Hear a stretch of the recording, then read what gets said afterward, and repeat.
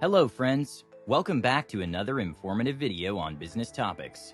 In today's video, we're going to discuss 4 business ideas. Let's start with the first one, antique refurbishment. It is the process in which we will restore old items, either for personal use or put them on display.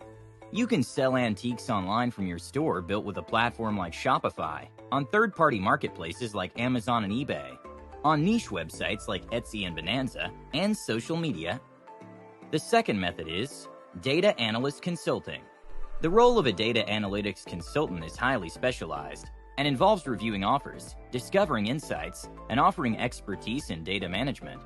These professionals use the results of their analysis to make predictions and help guide business strategy and decision-making. Third method is content writing. Content writing is the practice of producing content that engages, motivates, and potentially converts a specific target audience. Content writing practices are used in the creation of various forms of content, including blogging, email, social media, product content, video scripts. Fourth method of business is to become a social media consultant. Social media consultant is responsible for planning, implementing, and monitoring the company's social media strategy to increase brand awareness, improve marketing efforts, and increase sales.